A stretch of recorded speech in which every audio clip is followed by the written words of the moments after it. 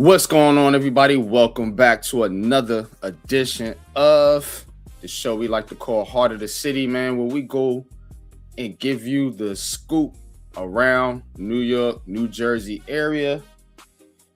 And it's been a tad bit rough for some of these teams here lately, particularly the Mets. You know, we talking about the Mets. That is definitely a team of note, but trying to get off the snide after 12-game losing streak. Yankees are actually picking it up. Bats are swinging, pitching is doing well. So we're going to talk about that. Knicks fans, big disappointment game 2. Hopefully you can rebound in game 3. We're going to get into that. The Nets have actually picked a direction. So we're going to get into that. And of course, this is draft week. This is our favorite week for the football season because the Jets and Giants have been trash. And this is basically our Super Bowl. So all that and much more, man. But I'm on Popular Opinion Sports with my co-host for the week, Big Pat Sports Talk. Pat, what's good with you, man? How you feeling tonight? I'm feeling pretty good, man. Getting ready for this draft. Let's talk about some New York sports here, man. Some, playoff jitters from the New York Knicks. Didn't like the way they played against the Hawks in that game, but we'll talk about it, man. New York Giants, New York Jets, draft picks. Oh my, four top 15 was 16 draft picks.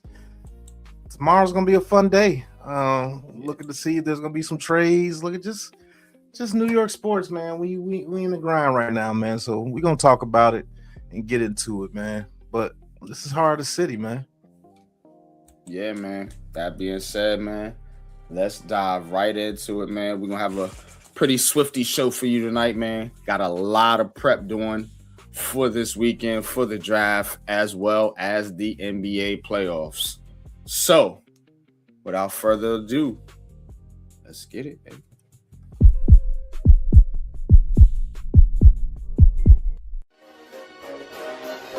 Ricey K, the Raisin Man.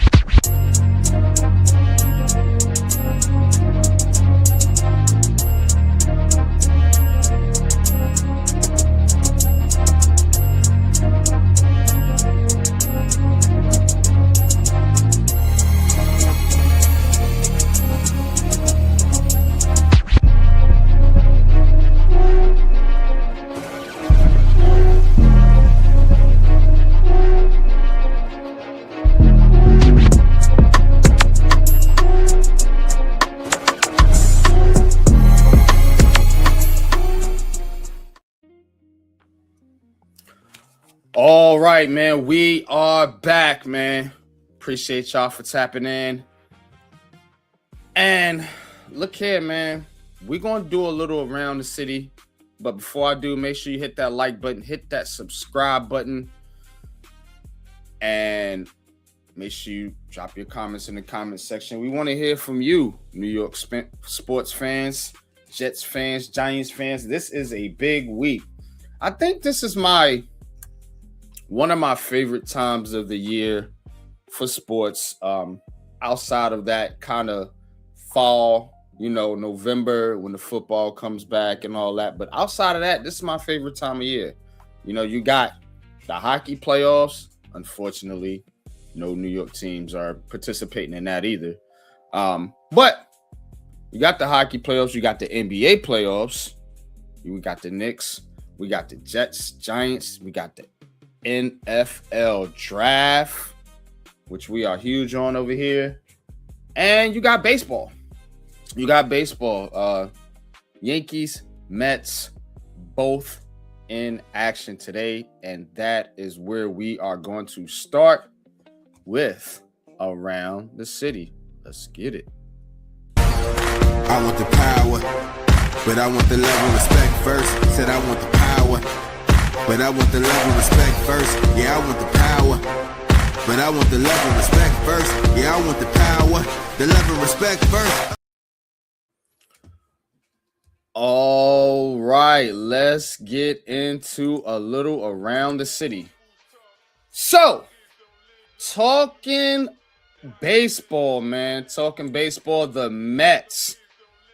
New York Mets. Mets finally get a dub. They finally won one, y'all, after 12 straight losses. Luke Weaver gets the dub tonight. The Mets, man. You had a hit by RBI by Francisco Lindor. You know, remember the Mets now still playing without Juan Soto is back now. Juan Soto 1 for 3. Francisco Lindor 2 for 2. Clay Holmes 7 innings pitched, 5 hits, 2 earned runs, 3 strikeouts.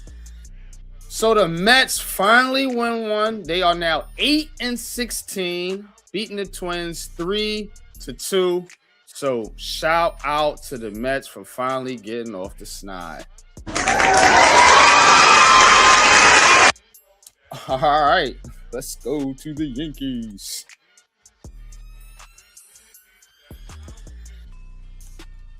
Yankee time. All right. Yankees getting the dub here, 4-1 over the Boston Red Sox. New York Yankees. The Red Sox. Right. So, Max Fried, 8 innings pitched, 9 strikeouts, only 3 hits. That dude has been a stud for the Yankees. Ahmad Rosario, 4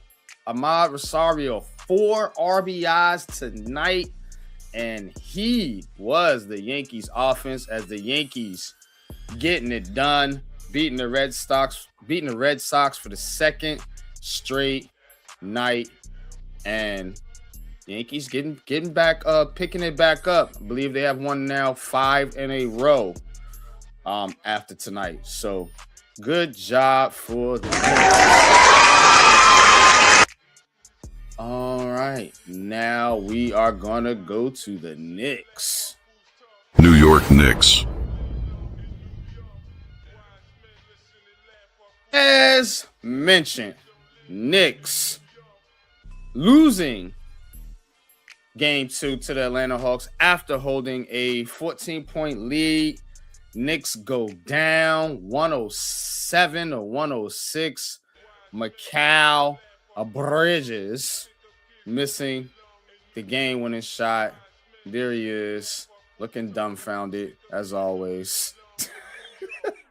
But anyway, Knicks got a chance to rebound tomorrow night in Atlanta. We will be talking about that here a little bit later. But yeah, man, Knicks, they're making this a series now when it really shouldn't be one. But we'll get into it. Let's switch gears here. We're going to go to the Brooklyn Nets. Brooklyn Nets. All right, Brooklyn Nets have re-signed Jordi Fernandez and the entire staff to a multi-year contract per Shams. And after 2 seasons, he gets a deal now. He completed the tank. So, and to be honest, this is how it should go down. This is how it should go down. Because when a team tells you to tank or lose on purpose and you do it, you shouldn't get fired. Like, you told me to lose these games, bro. You know what I'm saying? So, and they do that in the NFL, but in the NBA too. But now I see things like this happening where, all right, we're going to bring you back. But now we want to start winning some games. The losing, tanking stuff is over with. Nets are expected to take a significant jump next year. And yeah, we will see. But Giants, let's hit it.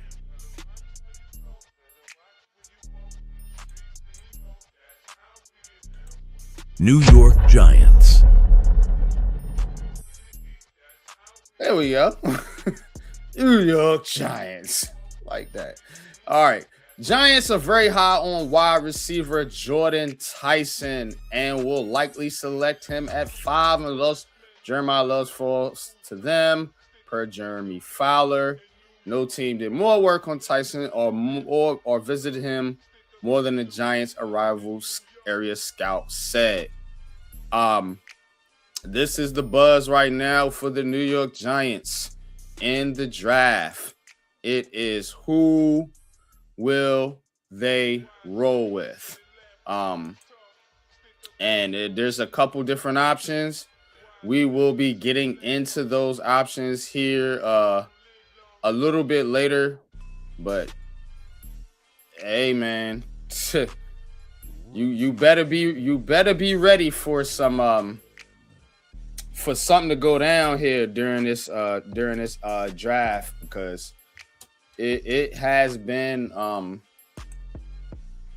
there's been a lot of speculation. There's a lot of speculation. But let's go to the Jets. We're gonna talk about New York Jets. All right, the Jets are expected to be very active on the trade market over the next few days. NFL Network's Cam Wolf reports.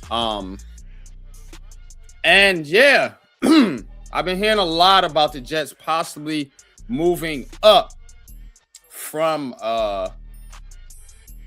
16 into the top 10.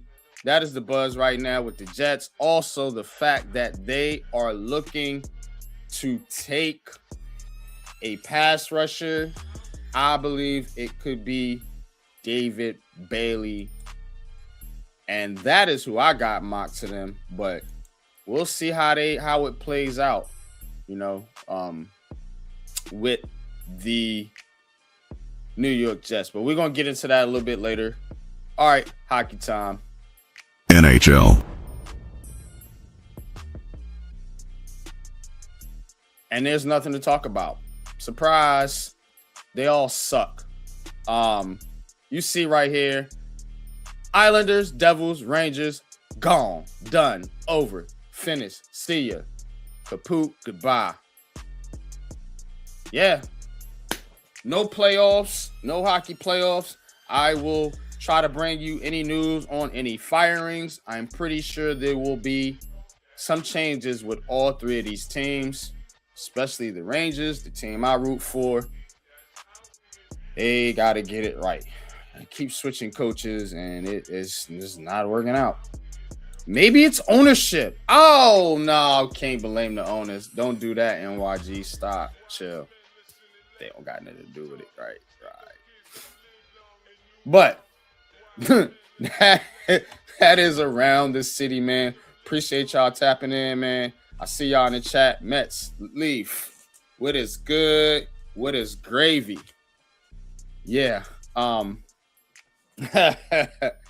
yeah, we're gonna get into that, man. We're gonna chop it up here on Heart of the City, man. But let's let's get to our conversation here. So let's go. All right, we're gonna get into the draft. We're gonna start with the football, and here's what I'm hearing, man. Let's see. So let me get this right.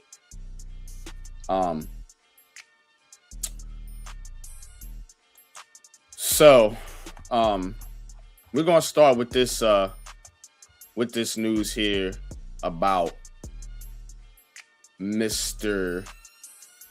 Jordan Tyson possibly being selected here with the Giants. Now, I did a couple things. I was going through some scenarios, and I may pull this up. I may pull up a mock draft simulator here, because this Giants thing is quite interesting when it comes to this draft. And what I mean by that is the fact that the 2 picks in the top 10 can go a lot of different ways. There's a lot of things people aren't talking about. The first thing that I want to talk about here is, what if Jeremiah Love's gone, Sonny Styles is gone, and you got Arvell Reese, who a lot of people are starting to mock to the Giants. Peter Schrager, a couple other cats. You got Arvell Reese sitting there at 5, who by some accounts, in a lot of people's eyes, is the best defensive player in this draft. Let's forget about Jordan Tyson for a minute. If you're the Giants, do you take another pass rusher in the top 5? Remember, you got Thibodeau, you got Abdul Carter, and you traded picks for Brian Burns.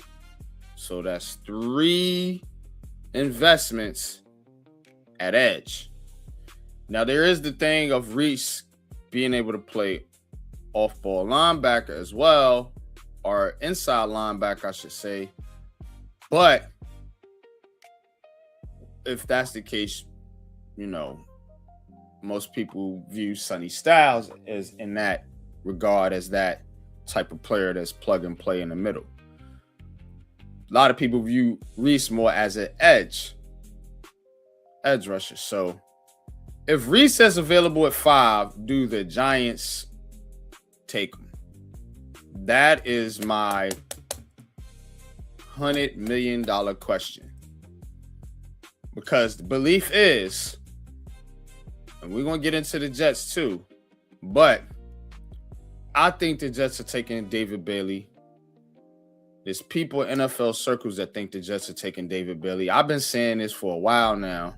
I think Bailey is the pass rusher, the pure pass rusher that the Jets want after losing Jermaine Johnson and trading Quinnen Williams. You're not going to get that from Reese in year 1. They're going David Bailey. Cardinals now talking about Jeremiah Love, which is weird. That's a weird franchise right there, boy. But possibly they could go Jeremiah Love for the reasons being that they just need a player with some excitement.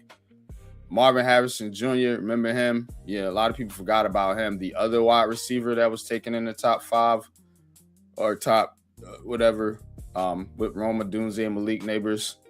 Yeah, he's struggling due to quarterback play, I'm pretty sure. But they got Jacoby Brissett there. Anyway, think the Cardinals are going to go Jeremiah Love. Sonny Styles may go to the Titans. So you got Reese. Are you drafting him? That's my question. Chat, Pat, talk to me. Drafting Arvell Reese? If Carnell Tate and Jordan Tyson available at 5 with Reese, somehow, some way that happens, is Mendoza 1. Let's just say they go David Bailey 2, Love 3, and let's just say the Titans take Styles at 5. I think you take Alvaro Reese. He's the best defensive player left on the board. Unless you like Caleb Downs better and you feel that he fits what John Harbaugh wants to do better, but people forget Alvaro Reese played middle linebacker too. He's not just an edge rusher. So if you can get a guy like that to go out there with all the weapons that you have in that front seven, yeah, if you feel that Reese can do more and make more of an impact than Caleb Downs, and then, yeah, there's a chance that you can't take Reese there. Now, me personally, it just depends on what we're going to do with the defense. Do you think Caleb Downs helps the secondary that much? And if he does, you take Caleb Downs, and then, Reese. 6 is what, the Browns? Maybe the Browns take him. Maybe the Browns pass, and they take a Carnell Tate or somebody. Then you might risk losing Jordan Tyson at 10. Because I guarantee you, if Tate is gone, the Chiefs are probably going to take Tyson or somebody, or the Saints. Mm-hmm. So, who knows? You just have to decide whether his versatility is more versatile than what Caleb Downs can do, because Caleb Downs can play the slot corner. He can play the deep safety. He can play the box safety. So these are two very versatile type players that you have to have a role for them to play. We have the coach that actually can put them in a role. I wouldn't trust the pick if it was Brian Daboll and we still had the other defensive coordinators. They don't know what to do with them. But I think John Harbaugh will know what to do with him, and they will get him coached up maybe to play some inside linebacker his first year. And then we'll see what you do with Thibodeau. If not, then he will just slide where Thibodeau is if Thibodeau decides to leave after this year. So, I don't know. Alvaro Reese could very well be right there at 5 for the Giants to pick, especially if the Jets go David Bailey. Mm-hmm. Now, me personally, if I was a Cardinals, I wouldn't take Love at 3. I would take Reese at 3. But yeah. But that kid's going top 5. And I've been trying to talk myself into the Giants taking him at 5, and I just can't do it. Because to me, like, if you want a weapon for Jackson Dart, just draft Jordan Tyson. Yep. Like, because that's the argument. Well, you need to get Jackson Dart some help. I get it. You want to surround him with as many pieces as possible. Just go get Jordan Tyson or get Chris Bell in the second, who, by the way, is ahead of schedule. That's another receiver that not a lot of people are talking about. Mm-hmm. Because taking this running back, when you take a running back in the top 5, your offense is going to run through that running back. We've seen it with Saquon Barkley. We've seen it with Gibbs. We've seen it with Bijan Robinson, Christian McCaffrey. When you take a running back high like that, your offense is going to run through that. So if Jackson Dart is your guy, you're not going to be running your offense necessarily through Jeremiah Love. I know he can line up at wide receiver. I get it. They said the same thing about Saquon Barkley. Okay, whoop-de-doo. Most of these running backs can do that now. But you can't spend that higher capital to take Jeremiah Love just because you feel like you need a weapon for Jackson Dart. Now, the argument is going to be, well, he's the best player available. If he's the best player available, why did he slip to 5? Oh, that's right, because the other teams were saying the same shit I'm saying. We can't draft this dude. It don't make sense.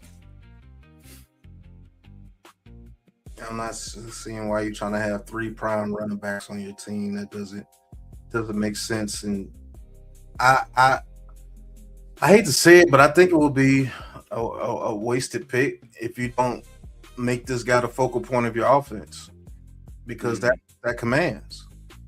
And so, is he a guy that can run that power run game that you want? I think this kid is good. Don't get it twisted.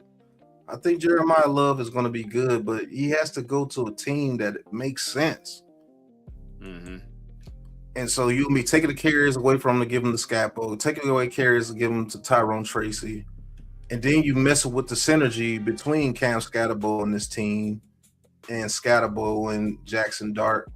And if you're trying to help Jackson Dart, the best way to help him is to get a weapon, whether it's Carnell Tate or whether it's Jordan Tyson. And it looks like we're higher on Tyson than Carnell Tate. Mm-hmm. So just take Tate at 5.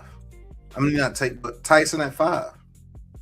If you're looking to go offense to help out Jackson Dart, you just take Tyson at 5 and give him 2 maybe elite weapons on the outside and him and Neighbors. That's the smart thing to do. But that whole Jeremiah Love thing, man, I hope the Cardinals take him so we don't have a chance to draft that guy. Right. don't even let that be in a situation for you. Seriously, I don't want to hear it, man, because as soon as that kid is drafted, everybody is focused on him. Yep. That's a fact. The Cardinals actually need that on their franchise. I know they got Algier, but James Conner's like 30 now, and he's always hurt. So I mean, it don't make a lot of sense for them either. But I could see a situation because they don't have any star power on that team now after trading Kyler Murray. But he will go very well with Wilson and Harris Jr. Yes. And don't get it twisted. The Brissett can sling that rock too, and that's why he asking for more money.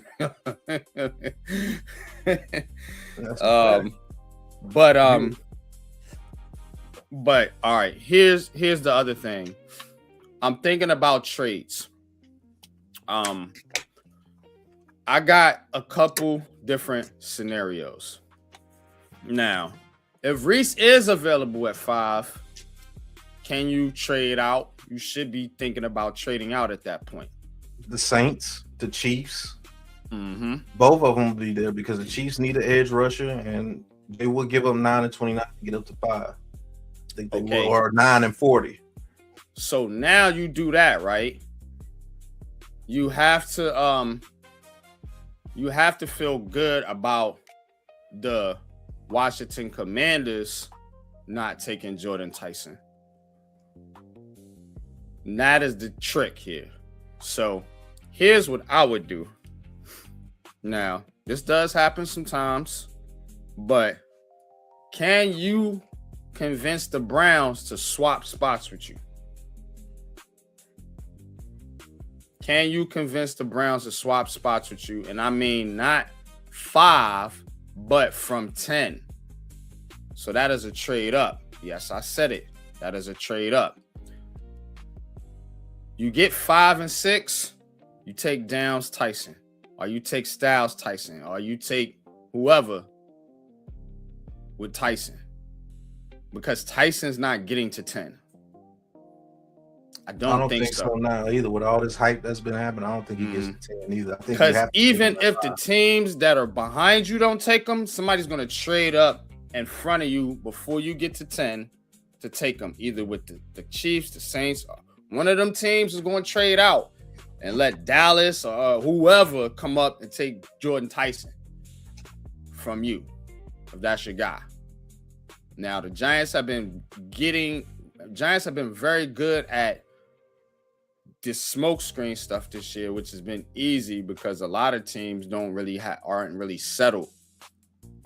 But can you convince the Browns to swap with you and let them drop down? Because the Browns probably want a lineman. They need a lineman in a bad way. You gotta think about all them linemen that left there. Wyatt Taylor, Bettino, and they need tackles. Shador been getting his head rocked. Watson, he getting hurt. So they need linemen, in my opinion. The Browns defense is actually pretty solid. When you look at their roster. Now, I go through these rosters now. Don't get it twisted. I know what I'm talking about. They're good on defense. They need offensive help. Can you convince them to drop down to possibly get a Fano or a Mauioa? And let you take up now. What do you have to get up? What do you have to give up to get from 10 to 6? I'm trying to give them something next year. If I'm the Giants. So then you get 5, 6, and you still got your second round pick this year. That is a situation. Another situation is you trade down to 9, which is risky with the Chiefs, because it's risky in the sense that you got the Commanders and Saints that could still take Tyson. I think somehow, some way, the Giants want to come out of this draft with Jordan Tyson. From everything I'm reading, and we said it. We put the information out there. Go watch the top 5 wide receiver fits for the New York Giants. Tyson is 1. Not Tate, not Lemon, Tyson. We've been on this. I think that's who they want. But I've been rambling. Talk to me, man. What's your thoughts on a possible trade up or trade back from one of those picks, so they can solidify the 2 cats that they want? I think getting a back-to-back or back to maybe skip and then get another one is a best case scenario for the Giants, because you're not getting Tyson and Downs with 5 and 10. One of them's going to be gone by the time you get to that second pick. Yeah, I mean, I'm not trading up. I'm not getting desperate to get those guys. If push comes to shove, if I want Tyson that bad, I'm taking him at 5. And then I'm taking the best player available at 10, which could be the guard, or it could be Caleb Downs, or some miracle Sonny Styles if somebody falls to 10. But I'm not trading up and losing assets after I just gained the asset. Because if you trade up from 10 to 6, you said, probably gonna have to give up your second round pick this year. They're gonna want you to give up something this year. They're not gonna trade down and go out the first round and then have nothing in the first round. And nothing extra in a round this year, like a second. You don't even have a third round pick, so you're definitely not taking a 4th. To go from 10 to 6 is 300 points. The Giants can give up next year's second to get that, probably. Or let me see. It'd be good if they had a third, because the third might have did it. Yeah, the third might have did it this year. They're gonna want something. I don't think they have to give up. I don't think they would have to give up that much. To be honest with you. It's not saying give up that much, but they're gonna want something this year. And can you afford to lose that second round pick and miss out on the guard? Maybe they don't want nothing this year. Maybe they want something next year for the quarterback draft. That's what you gotta think about too. They apparently, well, we'll see. I like Shador, but we'll see. But I think they're going to be, teams are going to be trying to get assets for next year as well, too. You got to keep that in mind. Yeah. Any of these teams trying to trade out, they're going to want, it's good to get something this year. But again, if you're trading, normally you trading back for next, normally you trading down, because remember how these teams is getting these second picks. They trading players, but they also trading and drafts and trading for the next year's draft. Remember, the Browns were the ones. Hold on. Remember, the Browns were the ones that were trying to get the NFL to let them trade future drafts like they do in the NBA. That was the team trying to do it. You can give them something next year. They'll take it. I promise you. Okay, but if they're trying to get a quarterback or something next year, that second round pick, I won't want a first. I won't want to get everything you want. It's a negotiation. So if I'm the Browns, I'm like, well, no, I'm just gonna take the player that I want at 6. Why risk losing out? Okay. Why risk losing out on the player that I want at 6? This is drop to 10. This is why teams do that, because what was that? This is why teams do that though, because if you're the Browns, right, and so you got a couple offers on the table. Say you're not really big on any of these players. Which that 6, who could they possibly? I mean, they could want whoever, but you can probably drop down a few spots and still get your guy and still pick up assets if you're the Cleveland Browns. That's the only thing that I'm saying. I'm not saying it's going to happen. I'm just saying it's an option. You know, because, or what if you swap 5 and 6 with the Browns and you pick up an asset? Here's the trade option. If the Browns want to jump up, because you could have a trade on the table for the Chiefs, and say for shits and giggles, the Cowboys want to come up and get Arvell Reese or somebody. You could have a trade on the table for other teams and then tell a team behind you, hey, if you want your guy, you better come up because there's other teams on the phone. Yeah, that's what I would do. And they trying to get up. So there's a couple different ways you can play this if you're the Giants. But I think the goal for them is they want a defensive player and Tyson. And that's I think exactly what they want. I think the only way you get that, you got to take Tyson at 5.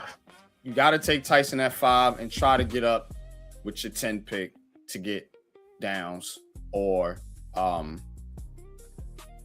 yeah, it would be Downs because he would be the only one left out of that big 3 of Ohio State players, Reese, Styles, and Downs. So this is how I'm looking at it, bro.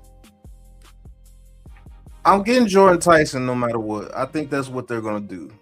Jordan Tyson will be there at 5.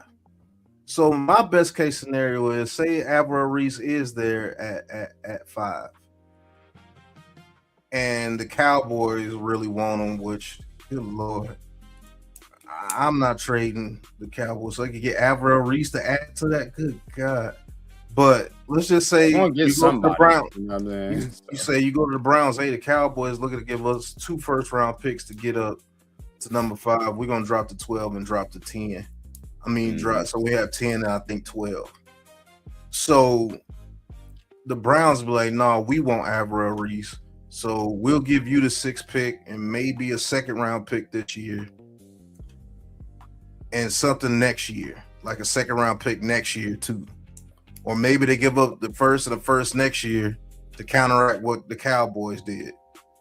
And you want Jordan Tyson, they want Arvell Reese. Well, they take Arvell Reese at 5 after trading up with you, and now you're at 6. So what if somebody wanted? What if the Chiefs want Carnell Tate, and they still got 9 and 29 they're waiting? Are you?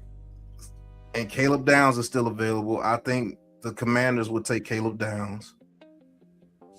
And I think the Saints is the one that would try to take Jordan Tyson.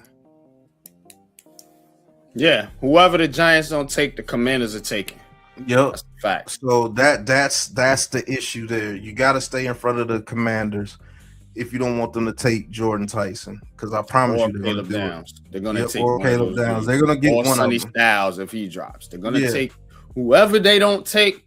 The Commanders are going to take. That's why I'm saying Commanders ain't taking Carnell Tate. He too much like Terry McLaurin, in my opinion. They're going to want Jordan Tyson. Everybody wants Jordan Tyson. So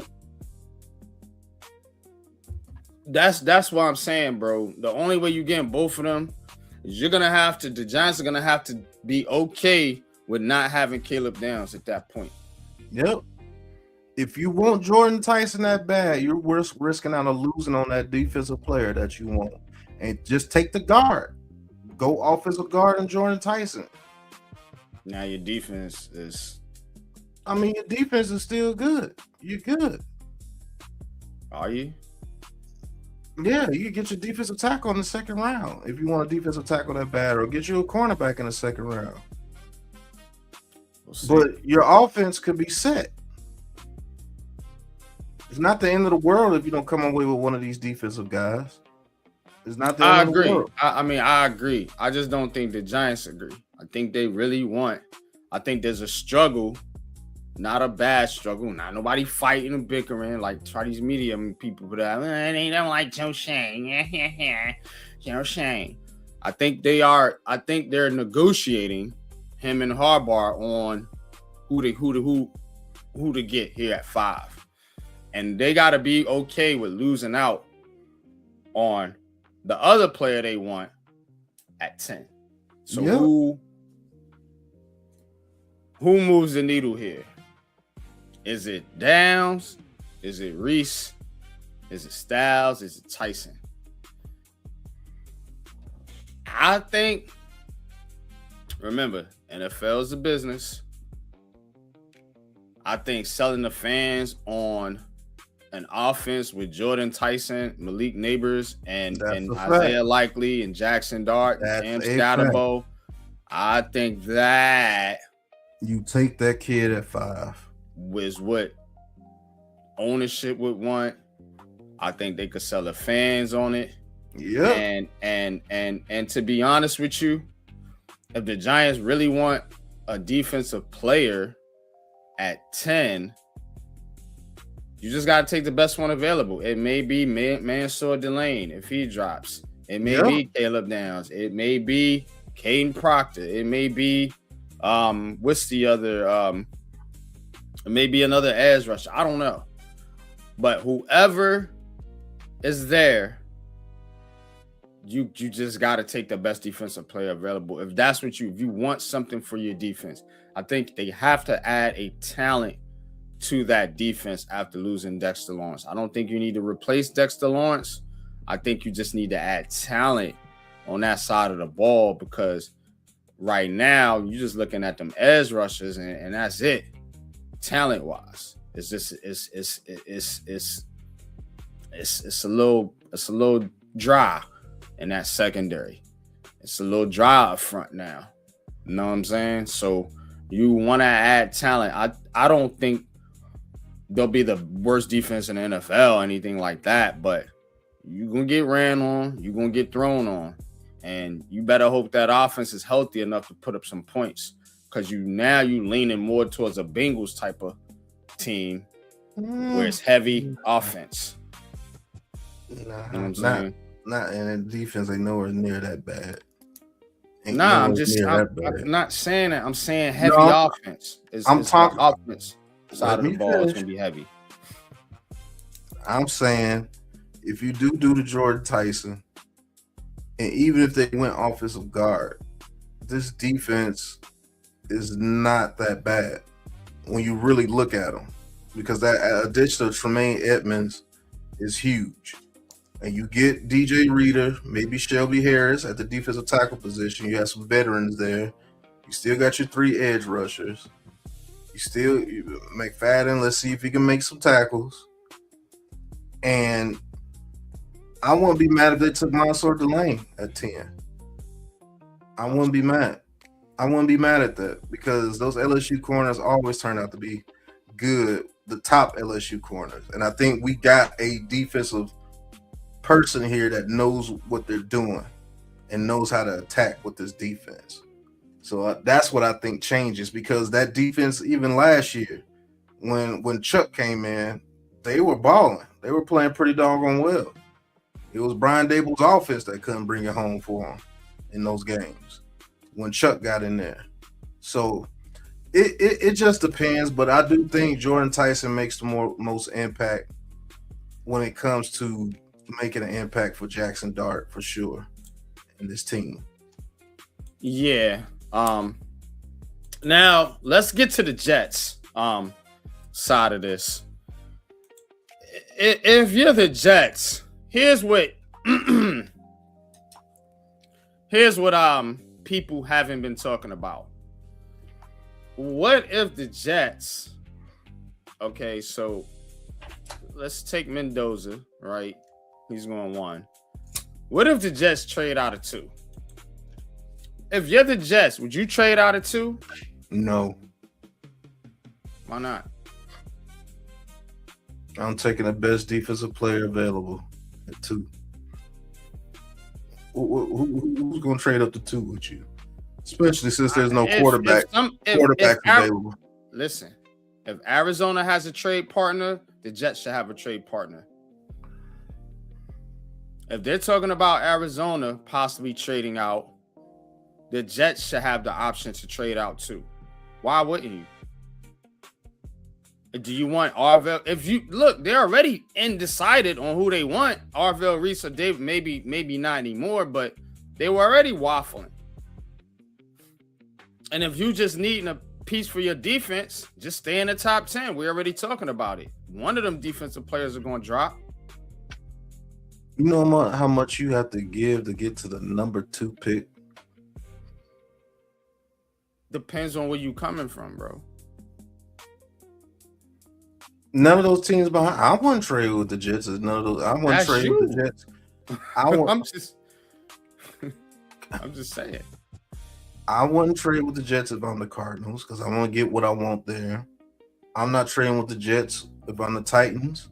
I'm going to get what I want there. The Giants definitely don't need to trade up. They need as many assets as they can get.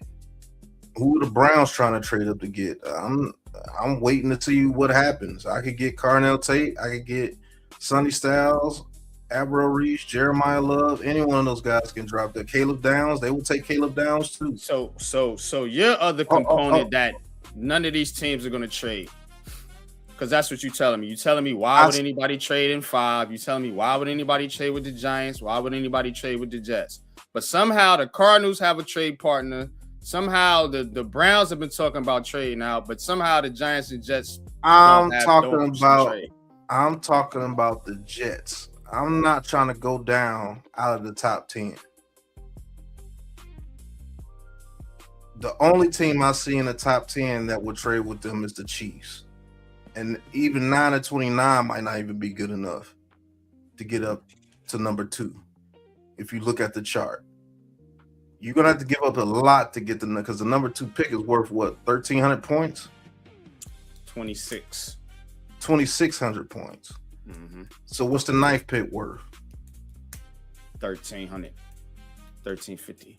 According to the draft tech chart. Yeah, so what's the 29th pick worth? Let's see. 640. So you're not even at 2,000 and the number 2 pick is worth 2,600? Yeah. Mm-hmm. So you will have to give up a first, the 29th, the 9th, the 29th, maybe the 40th pick. And what's the 40th pick worth? 500. And you still got another 100 and some points to go. So you probably have to give up like a fifth. Let's just say 129 second next year and probably a fifth or fourth or fifth or maybe even a third this year if the Jets get greedy enough. I don't think the Chiefs are willing to give up that much to get up to number 2 to choose who. Because they're what, Avril Reese? Maybe. I don't know. That's the reason why I say it's going to be hard to trade up with the Jets at 2,600. What's the 3rd pick worth? Like 2,000? 22.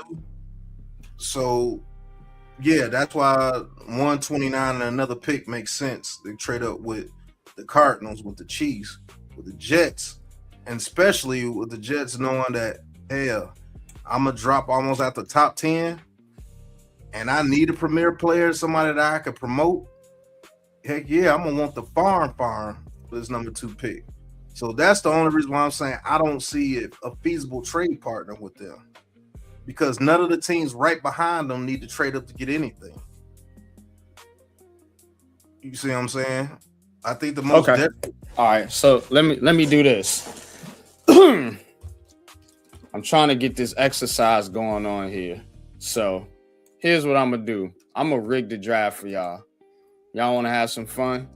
Check it out. because you're being too logical with this. We're doing scenarios here. You know what I'm saying? So that's what this is about. What ifs? Because the draft, you don't know what teams want to do. You don't know who wants to trade up, trade out, or because again, it's all about how the board falls. And if the Jets are trying to trade up from 10, then they should be open to trading out from 2. I don't see why not. But anyway, let's play this game. What if the Jets and Giants got funky with this draft? And if you did a trade, say the Giants trade back. I mean, the Jets trade with the Giants. I'm just making a scenario here. They get 2, they go to 5. Boom. Accepted. Say the Giants give up a second next year and a third. So let's go back. Let's give them, let's say, how can I make this work? Well, I'm just going to do it like that. I'm just going to say 2 firsts. All right. Boom. Giants get 2. And then say they want, I don't know, for shits and giggles, Jeremiah Love. Reese, Styles. Jets get Bailey. Now,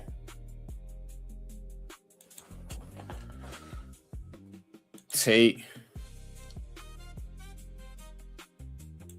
Downs, fucking ads, Lemon, and Delane. Now, what if the Giants traded 10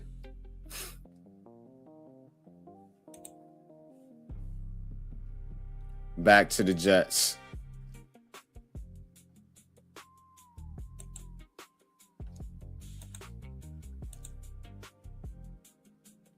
And they give them a first back. They would have to give them probably 44 or 33. You see what I'm saying? Because those picks are worth way less. But let's just say you can force it through, just put some stuff on there. But they would probably give up either that Dallas or Indianapolis Colts first. First, right? Get that. And let's just throw in a pick for the Giants here. Let's just get it to go through. All right. But it would be 10 for like 16 in the first. Mm-hmm. And then the Jets come up to 10 and get Tyson. That would be some wild shit. Because the Jets and the Giants actually control this draft. That's the point I'm trying to make. Because you got they got 4 picks in the top 16. Now, the Jets apparently want Jordan Tyson too. Who knew? So that's why I did the trade scenario right there. Because they're gonna want to trade up back into the top 5. So the Jets get 2 top 10 picks. The Giants get 1, but they get future picks and they get 16. And they can take a guard there at 16. And then say they didn't trade up. I just did Jeremiah Love just for shits and giggles, like I said. Say if it was Sonny Styles, or say if it's say they want to get ahead of the Titans for Sonny Styles, or say they want to get ahead of them for Caleb Downs, or whoever it is, Tyson. You know what I'm saying? I think the Giants and Jets could work that trade. I could picture this happening. The Jets staying at 2, The Giants staying at 5. Let's just say the Jets take David Bailey at 2, and the Giants take Jordan Tyson at 5. I think the Jets would trade back up in the top 10 if they see somebody that they want. Let's say Carnell Tate or somebody falls to number 10, or somebody really good falls to number 10, somebody that they want. I think they would do that trade. I think the Giants would fall back to 16, add another first round pick next year, and take a guard. Yeah. I could definitely see that happening. Yeah. But I think I think this is how I see it going. Honestly. So we're gonna do one more sim here, and then we're gonna get to basketball. But I really think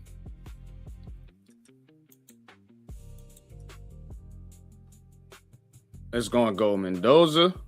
This is my draft prediction for the top 10. Bailey, Love, and it's going to be tough for the Titans to pick between Arvell Reese and Sonny Styles. Mm-hmm. Because one of them is going there. Yeah. But I think in this scenario, I know Giants fans, I've been telling y'all, I don't think the Giants are in on Sonny Styles like everybody thinks. It could be a massive smokescreen, and that would be a hell of a job by Harbaugh and the front office to hide that. But, we dive into this draft stuff heavy, and I'm always looking and listening and hearing different opinions and putting my own thoughts together. I don't, for some reason, I don't think so. Now, it makes sense. There's a massive hole there, at linebacker. You only got McFadden after Edmonds. You only got McFadden and Muasau, who aren't great. I don't think the Giants are in on it like a lot of people think. I think the Titans are. I think the Titans go Sonny Styles.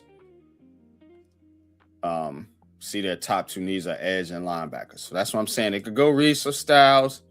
It's going to be interesting, but I think they choose Reese because I believe he's a more impact player for them. I think they choose Reese, but let's just say they do go Sonny Styles. I think they go Sonny Styles here in this scenario.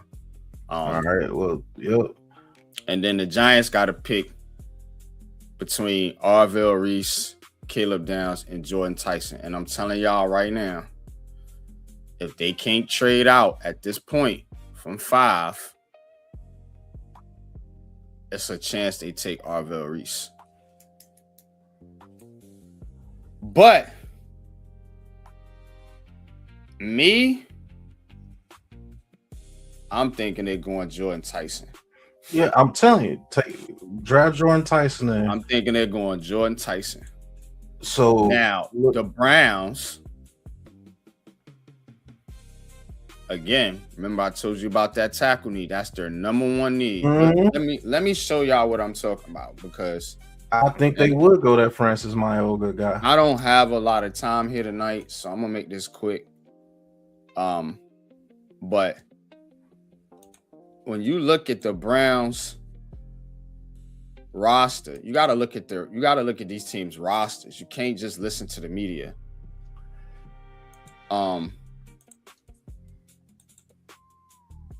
Look at their line, bro. Can you see my screen? Mm-hmm. They got Tyus Howard, DeWan Jones, Zion Johnson, Elton Jenkins, and Tevin Jenkins, the Jenkins brothers, on the line. Them cats is going Francis Mount, bro. Yeah. Bro. Yeah. That happen. Yeah. So look, yeah. You go back to the draft board. They taking Maui Noah. But now you got the Commanders here. Where the Commanders go Carnell Tate, or Caleb Downs? I'm thinking they're going Caleb Downs. It says wide receivers their number one need, though. And I agree. But would they go Carnell Tate here? That is the question. The Commanders can throw the Giants off with this pick because the Saints are going Ruben Bain Jr. from everything I'm hearing. So we'll get to them in a second. Saints and the Chiefs. Both of their needs are edge. Everybody would think the Saints are, because you know the old New Orleans Saints, they always drafting receivers and running backs, shit like that, just like the Falcons. But this Saints team is different. Best case scenario, bro. Washington goes Carnell. You gotta hope Washington takes Carnell Tate. This is the guy right here that could fall out the top 10. Carnell Tate. Because of the rise of Jordan Tyson. And if the Chiefs don't move up, they're taking Delane. Yeah, I think they take Delane, or God forbid an edge rushers there. They're probably going to go edge. You know Spags. You know how he get down. We know Spagnola. And the Chiefs are trying to make their defense more of a strength than their offense now with Mahomes and some of these guys getting older. Say Washington takes, I think they would take Caleb Downs. But say they take Carnell Tate. You still got Arvell Reese on the board. He's going to the Saints. I didn't know Reese was still on the He's going to the Saints. Hands down. You see what I'm saying?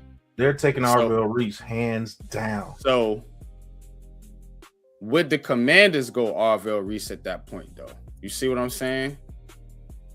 Yeah. So let's undo it. Let's give the Commanders Arvell Reese. And then if they go Arvell Reese, the Saints are going Tate. I think the Saints go Ruben Bain Jr., bro. From everything I'm hearing from them, they like this kid right here. Then if they go Ruben Bain Jr., shit, I still think the Chiefs take Delane. I'm gonna tell you why Carnell Tate is sliding, because he's not a true number one in a lot of people's eyes. He's really good, but they see Tyson as a legit one. And if there's one of one in this draft, the other guy, he's gonna slide. I could see somebody drafting Mekhi Lemon over him if they just want a slot dude. Yeah, and it's not to knock Carnell Tate's ability. I think he's really good. I just don't think he's a true one in a sense in NFL's team's minds. More like a 2, 1A, 1B type dude, you know, maybe like more of a 2. So I'm thinking the Saints go edge with Ruben Bain Jr. The Chiefs go Mansour Delane. And that is the only way the Giants will get Caleb Downs and Jordan Tyson. So let's keep it a buck. Go down. On the board or on the picks? On the board. Because I don't think the Giants do this, but they have a chance to trade down. Say if somebody wants to come up and get Carnell Tate, like the Rams. Yeah, I don't think the Dolphins take a safety. Now the Cowboys is the mugs that will ruin. Cowboys are taking, they're gonna take. You see what I'm saying? The Cowboys will ruin it by taking Downs right there at 12. Mm-hmm. So that's what you will have to risk if you trade with the Rams, because the Rams, don't they got 2 first rounders? The Rams, no, they gave up a first rounder. They don't. The Dolphins got the first rounder. I mean, no, the Chiefs got their first. The Chiefs, rounder. The Chiefs 29. Yeah, that would have been their first. So is losing out on Downs and taking, let's say, Vega at 13 as a consolation prize if the Cowboys get Downs. Would you risk that, saying that the Rams will give up number 13 and their second round pick this year? is if Downs is there, I'm taking Downs. I'm not trading out. Only way I'm trading out of this pick if Downs and my top two options are gone. If you couldn't get Tyson and you couldn't get Downs, trade out. Then take the tackle. I mean the guard. Because at that point, who would you be looking at taking? Carnell Tate, Spencer Fano, McCoy's going to drop because he got injury concerns. I mean, you know what I mean? That's what I'm thinking the Giants should do. Now if you're the Jets, now we got to get to the Jets. It's heart of the city. So if you're the Jets now, would you trade? See what I'm saying? The Jets have to love Mekhi Lemon or Carnell Tate to want to get up ahead of these teams because the Rams, they're going to take a receiver. Cowboys could, but I doubt it. Ravens, probably not. Bucks, nah. So the Jets could stick and pick. But if they really want that dude, they need to get ahead of the Dolphins. Yep, ahead of the Dolphins and Rams. I think those are two receivers being taken right there, the Dolphins and Rams. So this is the option where the Giants and Jets can actually make a trade too. If the Giants are okay with losing out on Downs. And the Jets really want a Carnell Tate or Mekhi Lemon. Mm-hmm. Jets are going to have to get up in front of these teams. Because when Tate and Lemon go, then you looking at Omar Cooper Jr. or Concepcion, the next two-tier receivers. Don't know how much people like them, but you know, that's that. Wow, we're an hour in already. All right, cool. Let's go to. But yeah, that's how I see that going. It's just one of those things where it could work out a number of different ways with the Jets and Giants, and they could be negotiating trades together because they both got these 2 first-round picks. You could set yourself up very nicely in MetLife Stadium if you're the Jets and the Giants. With the Jets, I think you want a defensive player and a receiver. I think the Giants want a defensive player and a receiver. Which ones will they get? We're going to find out tomorrow right here on Unpopular Opinion Sports with the Aboriginal Sports Network and Big Pat Sports Talk, man. We got you covered with the draft, man. All 3 rounds coming right at you, man. So keep it locked right here on the Aboriginal Sports Network. Now, let's talk about the New York Knicks. I don't understand why this Knicks team it's just weird the way they play basketball to me. Like you got Karl Anthony Towns, but it's like you use him sparingly for some reason. Now in that game 1, remember he got hot down the stretch. And game 2, you know, you got 18 points, 8 rebounds, but what did you get in the 4th? You see what I'm saying? And it's like when the 4th quarter comes, it's like Jalen Brunson or bust. I don't that's my thing.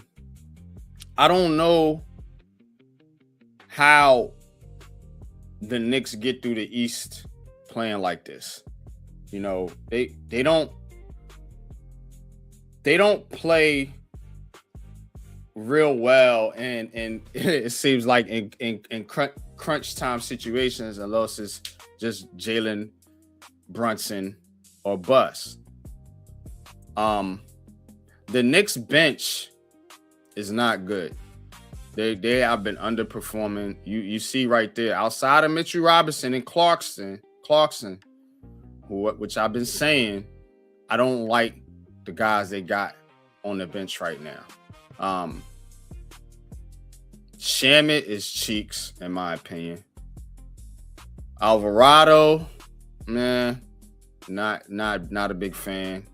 McBride, he should be better, but he's been struggling. And that's it. It's Mitchell Robinson, Jordan Clarkson. You know, he can give you some scoring. And so everybody ragged on Tom Thibodeau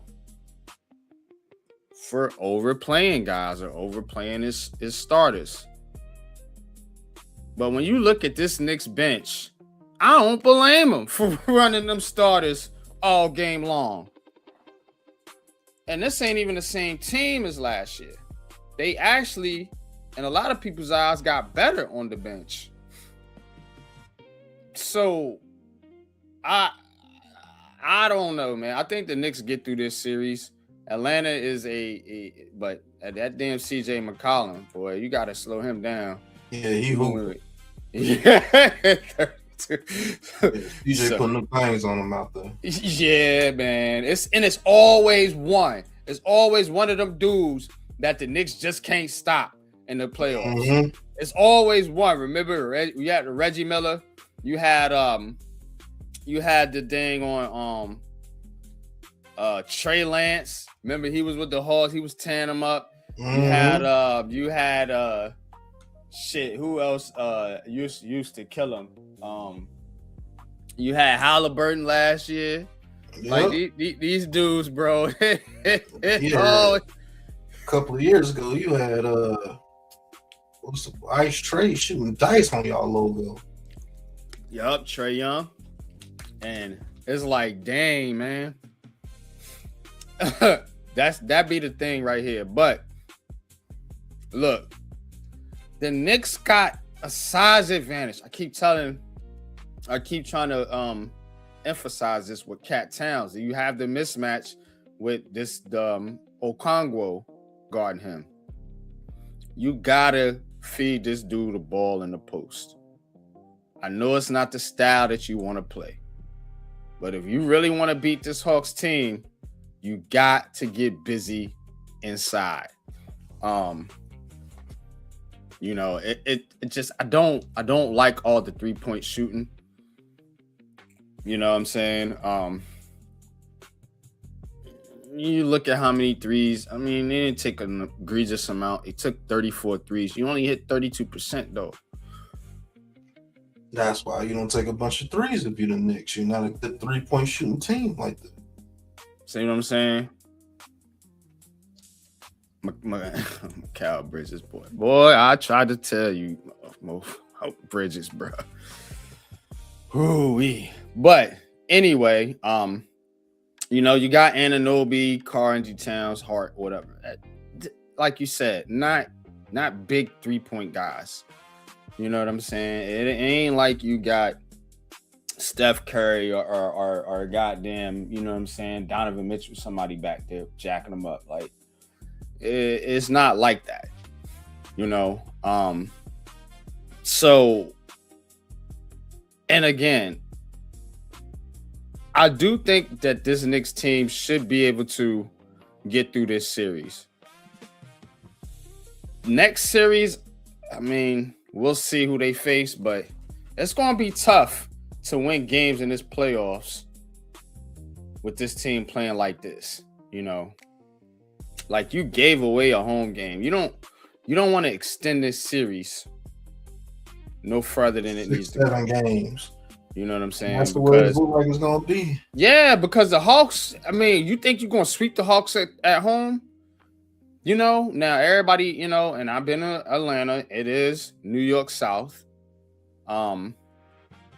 But it's still Atlanta's building. It's still that team, and they're going to play well at home. Remember, in the NBA, home court is bigger in the NBA because young players feed off the crowd energy.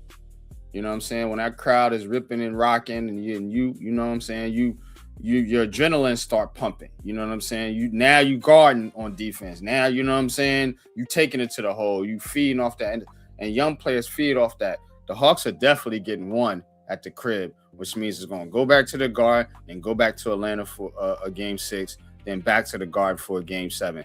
And look, you know, you gotta hope Boston and Philly gets that done. You know, that Philly can keep Boston, you know, in a long series.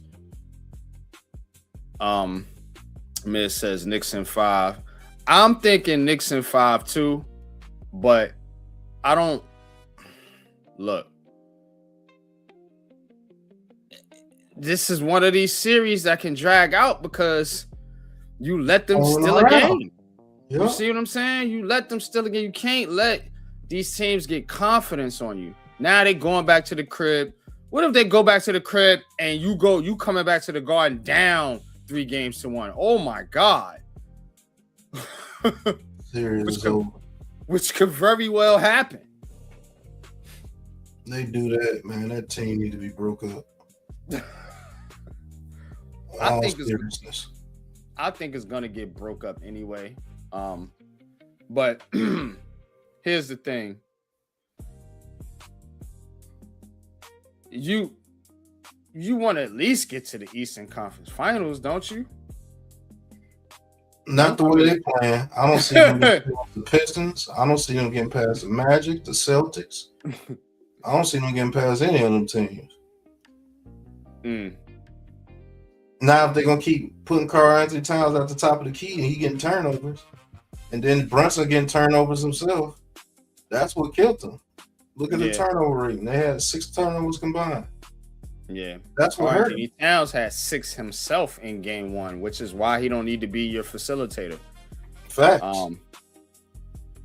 And Brunson, you know, he played more of a, even though he's small, you know what I'm saying? He's more of a combo-ish type of guard where on the offensive end where he's not really a high assist guy. He's more or less looking for his shot. And that's another thing right there. I just think this team isn't well put together. The pieces don't match for how they should be playing. It can, but the coach isn't putting them in that spot where you can play that 2-man inside out game with Towns and Brunson with the pick and roll. You know what I'm saying? And they got Brunson doing the rolling. That's what's killing me. Mets, right. Brown doesn't fit. Brown should be putting these dudes in the right goddamn spots. You know, Randall on this team would have been great. That worked. That worked, but they were too impatient. No, and when they traded for Karl-Anthony Towns, I said that was weird. I said it didn't make no sense. I didn't like that trade. I said it right then and there. The Knicks have made bad trades for all that people applaud them for, and this team doesn't fit. And the trades they made, they're not panning out. Because now, if you don't get through the playoffs this year, now you're going to be looking at more changes. They're already saying major changes are coming, which means you're probably going to fire Brown after one season maybe, and then you're going to try to get Giannis. And the only way you get him is to flip him for Towns and something else. And then we ain't even going to talk about the 7 picks you gave up for Bridges. 7 picks to the Nets. And people at the time saying them picks ain't gonna be worth nothing. Oh, are they? Because if you break up this team in a year or two because they can't get over the hump, guess what? You in rebuild mode, and them picks go up. You know, so Giannis is not. That's not true. Giannis is way better than Karl-Anthony Towns. And Giannis, Giannis will actually make this team here go. And what I mean go, I mean run up the court. Oh shit, they go Man Cave. Bring Man Cave on. Cave, what's good?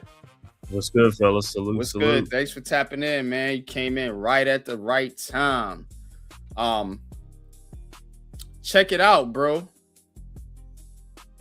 We talking about this Knicks team, and why is it that this team right here, why do they play Towns so much outside the post when they have a clear advantage with the matchup between him and Okongwu?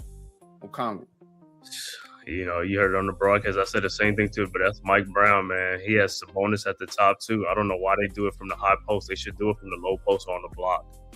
They should run it from the block. That's what I say. The coaches of today are totally different because I'm watching a lot of games in the NBA, and it's the same thing. All these guys are catching the ball high there, not taking advantage of mismatches. Because I even watched the Orlando game. You got 3, 6'10" dudes, and they got all this height, and they not even taking advantage of mismatches. So that's the thing in today. They don't take advantage of mismatches in today's NBA, man. Like I said, we in a soft era. This is a soft league, man. That's all these guys do is shoot jumpers. Mm-hmm. Game is gone. They don't want to post up. Like I said, I mean, you do like 2 or 3 dribbles, guys are flopping, you know. So, or the NBA says like you got to call 3 seconds or something like that. It's like they don't let them like pound the ball no more, like take it all the way down and pound the ball no more because they don't want that style of basketball. But as far as Towns, like I said, yeah, man, on the broadcast, he should be getting the ball down in the post to take advantage of that mismatch and stuff like that. That would be much better because that way then he'll get double teamed.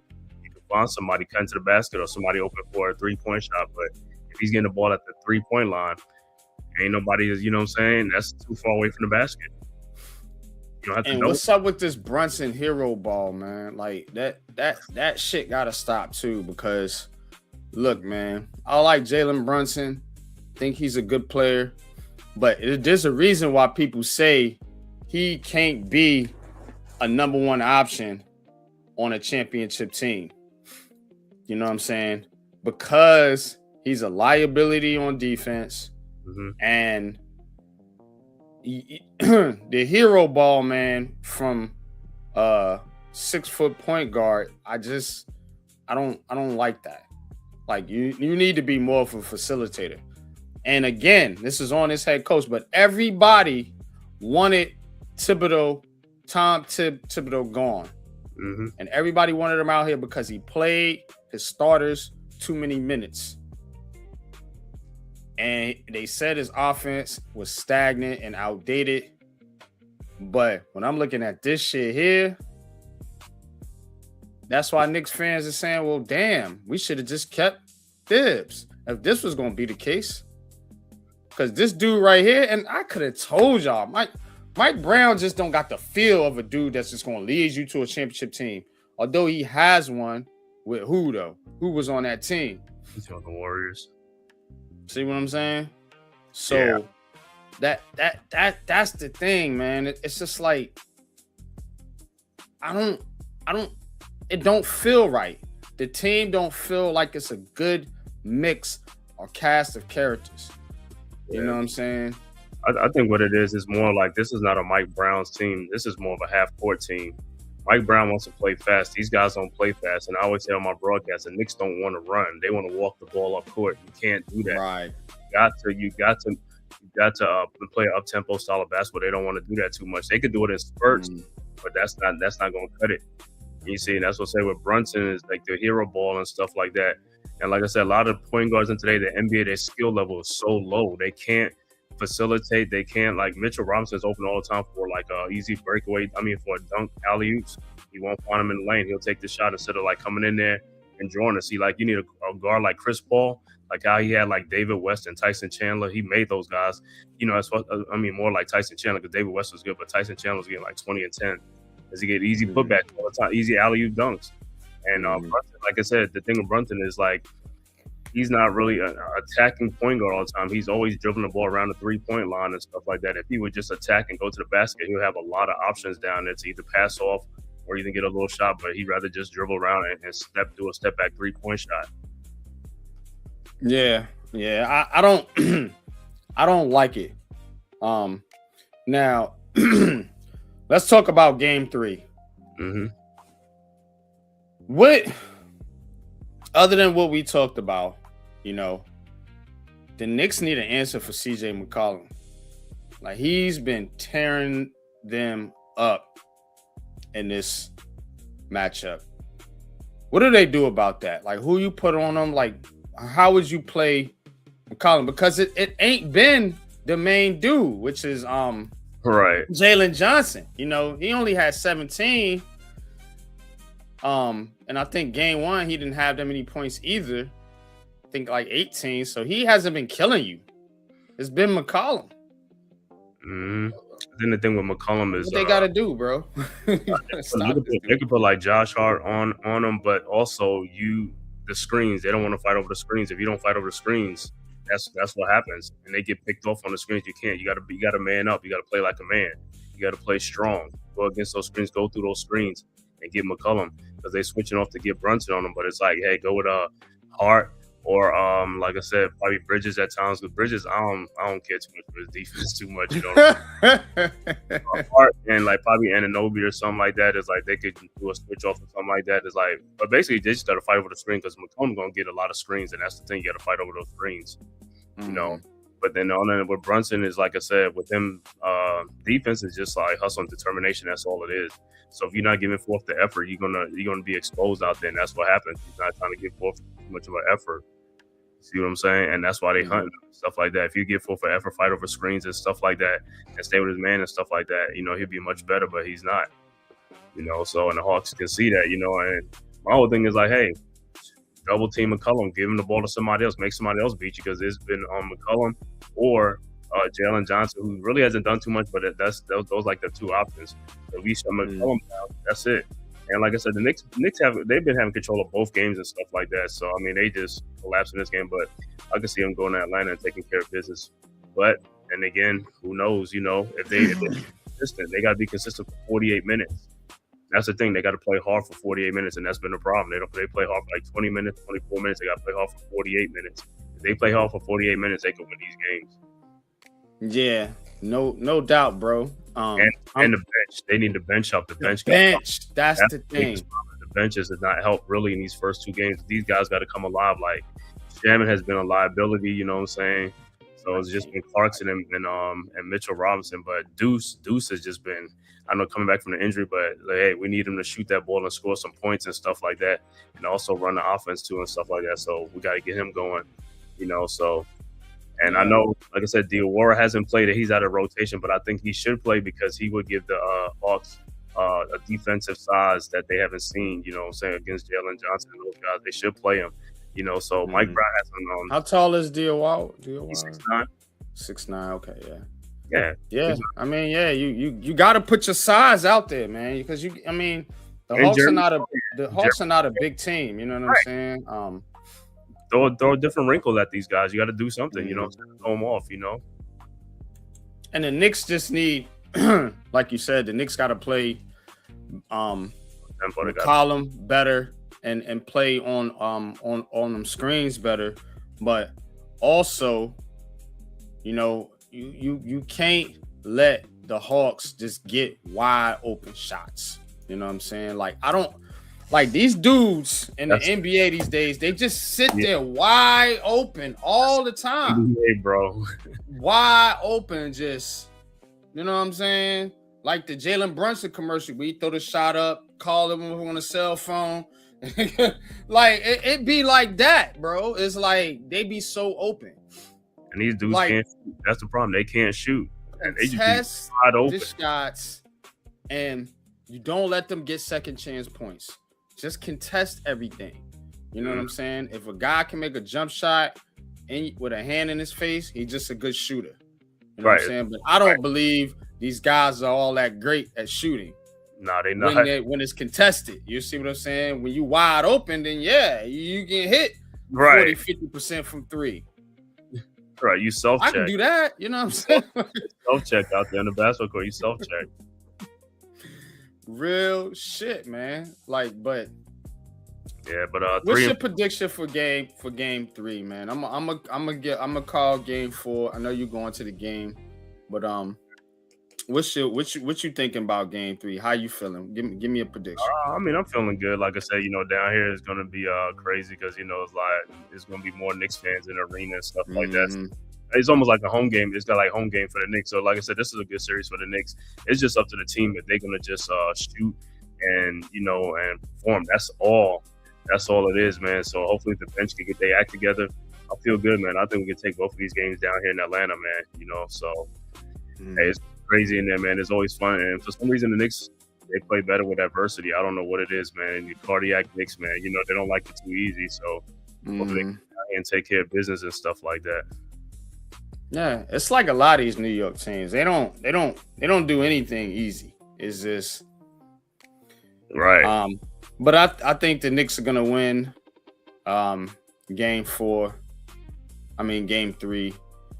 Now game 4, I don't know. Something telling me this series is coming back to 2. Yeah, I mean, it could, man. It goes 6. I don't think you wanted to go 6 if you the Knicks, but I do think the Knicks still got the advantage in this series. Like you said, they were up by 14, but when you play how they play with it, when I look at it on the court, like people could look at a stat line and be like, "Oh yeah, the Knicks played well." Nah, not really. They really aren't playing that well per se. The Hawks is just not the Hawks are not they're a good team, but they're not on the Knicks level as far as talent is concerned, and it just that's why the Knicks should win this series. But don't let it drag out. You let it drag out. When you let a series drag out, guess what happens? It ain't about players getting tired. It's about players getting hurt and banged up throughout these things. You see what the Spurs are dealing with now with Wembanyama not dead. The Rockets have missed game 1 without Kevin Durant. So that's what happens in these series. You start to see injuries pile up. You want to get it done, get it out the way as soon as possible. But I have a sneaky suspicion that this series is going to drag out a little bit longer than the Knicks want. And that's not going to be good for the future series that you got to play. No, not at all, man. But like I said, the NBA has been look at the Celtics. I mean, Sixers beat the Celtics. I mean, the T-Wolves came back against the Nuggets, and then the Pistons beat up on today. It's just crazy, man. It's back and forth. But yeah, man, let's get to baseball real quick. Look, Yankees won.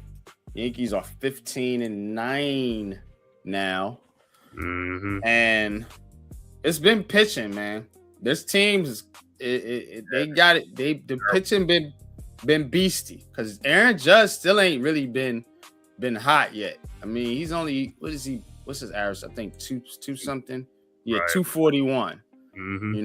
So he had 1 hit and 2 at bats, but and 2 walks. So, but it's really been the pitching. Max Fried 3-1. He's been a killer. 8 innings. Pitchers don't usually give you 8 strong anymore. You know what I'm saying? But this dude went 8. Almost a complete game. Had the 9 Ks. So the Yankees are looking good right now. But I'm not even worried about the Yankees. Yeah, I think the thing with the Yankees is like they just don't have those type of hitters like from the past where they got good contact hitters or on base guys who get on base a lot or even manufacture runs and stuff like that. It's either a home run or it's nothing or something like that. But when they got runners in scoring position, they getting out. They're not bringing the runners home and stuff like that because they haven't been hitting the ball well. I'm gonna tell you what this Yankees team's got going on right now. They got a couple guys in this lineup that gives you exactly what you've been saying. That sort of contact, kind of those utility guys, right? What they call them, utility guys. And you got Grissom, you Chisholm, the isms. Yeah, it's Chisholm, right? Yep. You got Rosario, who, like I said, had 4 RBIs. Ahmad Rosario, and then you got Caballero. Yeah, Caballero. Yeah, you got him, and Austin Wells hasn't played well, but he's a good behind the plate. Ben Rice, and then Ben Rice. That's the guy who's been hot. Ben Rice. So you got some of these guys, you know what I'm saying, around Aaron Judge now that can step up. And this is why the Yankees didn't go out and make no big signings really this offseason, because they needed some of these younger guys and some of these other guys to step up. And they've been doing that this year so far. You know, it hasn't been bad. But it's just like in all these other sports, man. These, you know, sports is becoming, you know, more for show than anything else. So that's why they want the home runs, and that's why they got a lot of swing and miss hitting in the league now, because everybody wants the home run. Everybody wants to dunk, the three-pointer in basketball. Everybody wants the deep pass and the long touchdown runs in football. So they gear the rules to that. So now they got this little thing where the pitchers got to hit that zone, or they can challenge it and go in there and look and see if the pitch was actually a strike or not, which makes pitchers throw more strikes, which means hitters should hit more. Yeah, I think they need to take the shift off, man. The ABS system. Yeah. I don't like the shift. I don't like the shift, man. I don't like the shift. Yeah, back in the day, they just like guys. They just play defense and get more runs and scoring like that. Because the shift to me is just like, it's just crazy, man. But then again, that goes to the hitters. If you got the shift on everybody on one side, you're supposed to slap the ball the other way, and that's what tells you their skill level is not like that. And they can't do it. Yeah, what's it just like the skill? Derek level Jeter used to always hit them opposite field hits, bro. Yep. Always, yo, right into that gap over the dang on third baseman and the shortstop. Like, yeah, every time, like, yup, there he is again. But yeah, this Mets team, man. This team right here, they got the dub today. The Soto's back, right? Yeah, Soto is back. He went 1 for 3, but golly, 12 in a row, boy. Finally get off the snide, man. They've been struggling too, man. They've been struggling hitting the ball. Yeah, they can't hit the ball. They can't hit. They can't hit. Alonso's gone. Alonso gone. They just got Lindor and Soto and stuff like that. But they need to step up. They need to.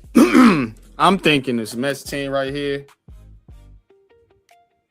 They put a lot of money into Soto. They put a lot of money into some of these other guys, Bichette, yada yada. So you paid the guys.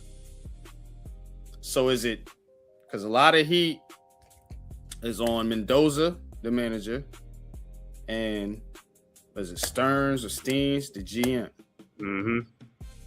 Oh yeah, Mets went off on them dudes. Yeah, these guys, they got paid, right? They bought in the players. They spent like a big money team. They went out, got these dudes. Yeah, Stearns. They went out, got these dudes, but they didn't. Man, you know what I'm saying? Like they try to play the Yankees game, how the Yankees used to be back in the day, but it's not working for them. Yeah. They should have just built through the farm system. And that's another thing I was going to say, the farm system. How's the farm system nowadays? Because, back in the farm system, they had hitters, they had pitchers coming up. Nowadays, I don't even know who's in their farm system, like hitters coming up through the farm system, because they used to go to the Dominican Republic and get all these kids and stuff like that, man. Yeah, man, and they don't, and that's what I'm saying. You got Bichette, you got Soto. You went out there and got some of these guys. You know what I mean? The pitching for the Mets has been pretty good. You know, Holmes, the other cat, the other day, he pitched pretty well. McCain, is it McCain Mets? But those guys been doing pretty well, I think. It's just the hitting. And you paying these guys a lot of money. Lindor, you got Beatty, you got Bichette, McLean. You know what I'm saying? Soto. Like these guys supposed to be hitting. McLean. Yeah, but it's like the contact is like, and then when Soto's like in the lineup, it's like he's being protected in the lineup. If he ain't got good hitters around him, it's like it ain't gonna work. You know, you gotta have contact hitters or power hitters around him and stuff like that for him to be more effective. Alvarez too. So so these guys ain't freaking hitting the ball, but they getting paid to be big time hitters, and that's what I'm saying. That's in all sports, man. Guys getting paid and they ain't performing, man. That is awful, man. That is awful. But Juan Soto back in the lineup, so let's see if the Mets can turn it around, get some dubs, man. You got one out the way, so you got off the snide. And the plate discipline Mets is again, that's because a lot of these dudes, and it's not just the Mets, it's throughout baseball. A lot of these dudes, they chasing a home run. You know what I'm saying? They chasing the home run, and that's what it is. You know what I mean? So they got, you got to play that old school style. You know, hit for contact. You know what I'm saying? Steal bases. You know, manufacture the runs, hitting runs, different things like that, which you can do. Wait, how about the bunt today? Is the bunt? Yeah, you see, that's why I keep saying the skill level is down across all. It's just ridiculous, man. Guys don't even know how to bunt. Don't bunt no more. No, don't move the runners over. It's just swing, better swing.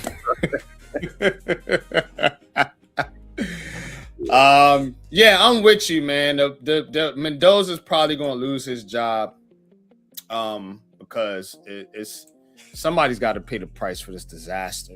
You know what I'm saying? But I think it's on the players. I think y'all got the players. They just need to perform. You know, baseball is one of those sports. You know what I'm saying, where an individual can give you a great performance and carry you, much like basketball. You know, football is definitely more team oriented, you know what I'm saying, more through the coaches, through the quarterbacks and different things like that. But with baseball, you know, if you got Aaron Judge, you got Juan Soto on your team, you should be able to get some runs. You know what I'm saying? Just y'all gave that dude $800 million. I mean, he need to be out there, and he need to be out there swing, better swing. So, but it's up to the players, man, around them. They got to step up, man. They got to step up and play. You know, they got batting coaches, hitting coaches. Hey, man, you got to put contact, hit that ball, man. Definitely, but that's gonna be a show actually for me tonight. And look, NFL draft tomorrow night. It's gonna be a wild one, Keith. No, and I'm so happy for it, man. I'm like, it's gonna be a wild one. It's gonna be a great weekend, man. We could be looking at a big surprise in that first round. We talked about it a little bit here tonight, but I definitely think the Giants could surprise somebody with that 5th pick. I mean, I was on Twitter. It's like Jay Glazer saying something's going to happen when somebody's on the clock. He says it's going to shock people. I was like, hey, we'll see what happens. What team that is? Jordan Tyson. No, I don't even think he's talking about the Giants. It's just like somebody else is going. I think it's going to be like how Jacksonville did last year and jumped back. Oh yeah, well the Cardinals. Well that's what me and Pat was talking about earlier. The Cardinals are open for business. Are open, but my thing is like if the Cardinals are thinking about trading out, why wouldn't the Jets try to trade out and get more picks? Or why couldn't the Titans or the Giants do the same thing? And it's like, I don't know. I think if I'm a team, I would want to trade up with the Titans or Giants because it'll be cheaper. You see what I'm saying? From 9. Like the Chiefs want to come up. Wherever you going, it's going to be cheaper to go from say 9 to 5 than 9 to 3. Oh yeah, or 9 to 4. Yeah.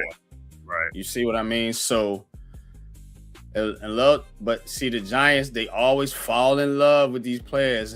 Full bloom love with Saquon Barkley. You remember that, right? So maybe they're in full bloom love with Jeremiah Love or Jordan Tyson, and they just can't pass on the player, even though you need more assets. They gotta hype them up because some other team might want them, so they're hyping them to come up and get them. I don't know, man. You know, Yeah. So that's what we say. This is a smokescreen season. That's all it is, man.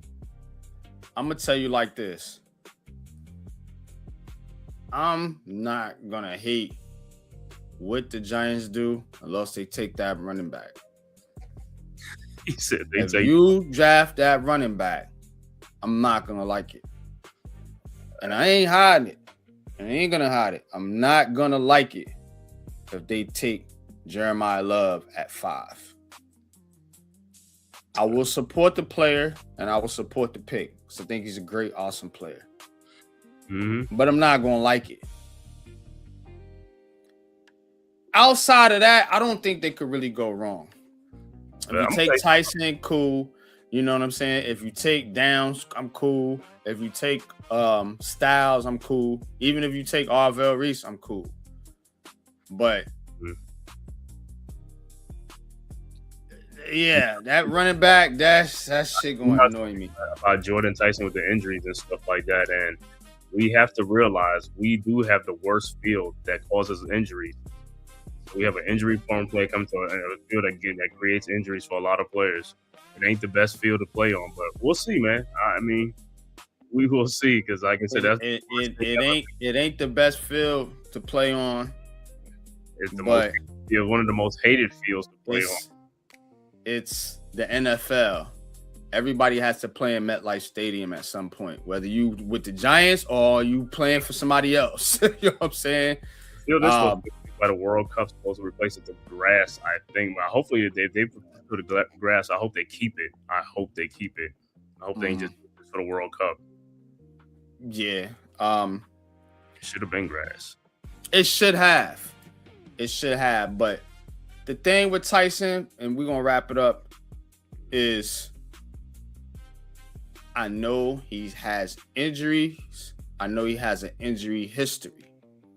But any player coming into this league being drafted by the Giants, and you said it, or any other team, you could be completely healthy and then step onto that field day one to get hurt.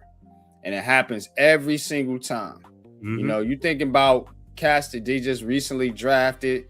You know, everybody got hurt last year. Dart hurt, Scatterbo, Neighbors. Those guys wasn't really, you know, like super banged up in college.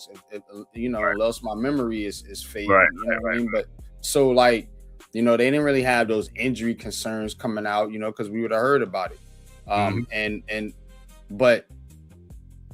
But with Tyson, it's kind of like, oh God, he's got injuries, and I'm thinking to myself like, maybe he got the injuries out the way. It's the same thing like Michael Penix. He had all the injuries in college, and I mean, that's the one thing about injuries though. Once you get it, it ain't gonna stop at some point, you know, because you are going to because you're playing. You know what I'm saying? So it's going to happen. It's a high problem. So that's what's going to happen. It's not like it's happened and then it stops. It's never ever going to happen. That's not how it's going to go. You know how you manage injuries? By creating depth on your team. So even if you take Jordan Tyson, you still got Neighbors, you still got Mooney, Slayton, some of these other cats. Yeah, you gonna get more receivers later in the draft too. You so. see what I'm saying? So the guy could be hurt for 10 games, but then give you 7 games of spectacular play. Right. You know what I'm saying? And maybe be healthy for the playoffs for a Super Bowl run. Is that worth it? In my opinion, hell yeah. But now, if he's gonna be one of these mid-season type guys, then that's something else you got to think about. But if a guy, misses 3-4 games a season in a 17-game season, I'm not hating that because every player is gonna go through some of that. I mean, the way I look at this draft with the Giants, we got to come away with 2 blue chip prospects in the first round. That's all I care about. I don't care what combination it is, because like I said, I'm going to trust this coaching staff compared to the old coaching staff. So whatever they do, I'm going to trust them. That's how it's going to be. They know what they're doing. Hey, if they pick a running back, they pick a running back. If they pick 2 offensive linemen in the first 2 picks, I got to go with what they do. They building a team. And if they're going to move back in the draft, hey, move back and get some more capital for either this year or next year. Because next year's supposed to have more blue chips, supposedly. You know what I'm saying? We'll see how that's. But hey, they say that shit all the time. I know. Right? All the fucking time. Next year, next year's gonna be an awesome quarterback draft. That's what they said. No, last year about this year. No, but we said, but you know what? And that's what I said. I didn't even think about that when they talking about the reason why it's different nowadays compared to in the past is because of the nil deal. Guys are staying in school, not coming out when they anticipate they're supposed to come out. So that's what's throwing things off now, because guys are going back instead of coming out. Because back in the day with no nil deal, guys was coming out. Not because they need that money, but now these guys getting paid handsomely. It's like, I could stay another year. And and that throws them off. That's all it is. Definitely, man. But that I'm excited for tomorrow. I know everybody's excited for tomorrow. I got my draft notes here. I've been going through some things. I've been really tapped into this thing, and I do know that both of these teams should come out with 2 really, really good players.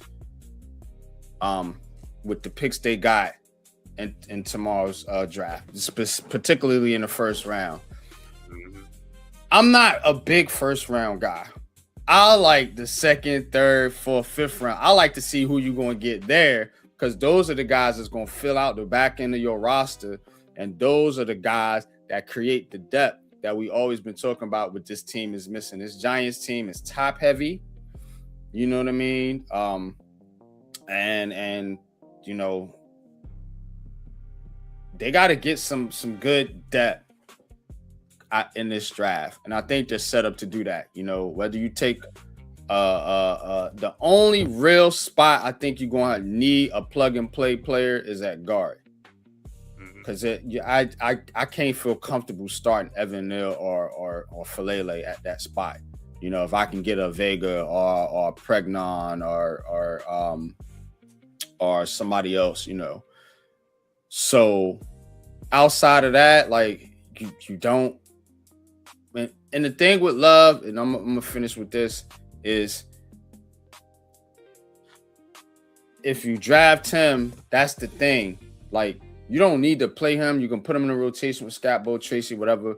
But when you take a player of that caliber, that high in the draft as a running back, you're going to have to run your offense through that player. That is going to be the expectation. So with me, and I'm thinking about this, they like Tyson, they got Neighbors, they drafted Jackson Dart. The Giants, while being balanced with the run game, they're going to want to throw the football a little bit more, I think, than people are anticipating. Everybody just think John Harbaugh's going to come in here and be this ground and pound New York Giants team. What John Harbaugh does, what his track record is he knows how to develop the system based on the talent on the team. He did it with Flacco. He did it with Lamar Jackson. And I'm pretty sure they're going to do it with Jackson Dart. But last words, Cave, and then Pat, and then we're going to get out of here. Last words, man. Get ready for tomorrow night. It's going to be an epic night tomorrow, man, especially for the Giants fans as well as the Jets fans, because, the Giants and the Jets control about 25% of the first round. So be a lot of blue chip prospects coming to New York tomorrow, man. We will see who's going. Hey, Giants might even surprise. They might move back. It might be 3 players in the first round. I don't know, man. I don't know. You know, because if you move back, you could get an extra first round. Some teams got 2 first round picks. You might want to move up, but we will see, man. But it should be a great night. And like I said, with John Harbaugh, he's used to drafting and the back of the draft and still coming out with a lot of good players and moving back. So imagine him with us and early in the draft. We high in the draft. When we move back, we're going to add more and more capital and more stuff and get more players to try to build this team up faster. And we're going to be a more physical, pound team. You know what I'm saying? So that's a great thing. I can't wait for it, man. So I'm good, man. Yeah, man. Me too, man. Can't wait, man. And think about this. I'm telling you, with Jets, Giants, if you guys are listening, work together. Work together. I gave y'all the scenario. You know what I'm saying? The Jets could come up to 10 with the Giants. You know what I'm saying? Or even you could get funky in the top 5 with the Giants and Jets swip 2 and 5. Or you could, you know what I'm saying? The Jets can move back. The Giants can move back. Like, y'all start do some wheeling and dealing. I want to see some wheeling and dealing from these 2 teams tomorrow night if it's possible. It always takes 2 to tango though, you know. But yeah, that's all I got, man. Like we always do, man. Pat, you got the last words, bro. Take us out. All right, man. This has been Heart of the City, man. Talking about the NFL draft. Tune in to the Aboriginal Sports Network, Unpopular Opinion Sports, Big Pat Sports Talk, Facebook, Twitter, everywhere. We will be doing the whole weekend, Thursday, Friday, and Saturday. We will be doing the draft, giving you the updated picks on all 3 days. The first round is tomorrow. Me and NYG gonna be hosting the turntables for you guys, and let's hope that our New York teams, if the Jets is your team, let's hope the Jets and the Giants can come out of this draft with something good, man. They got 4 of the top 16 picks.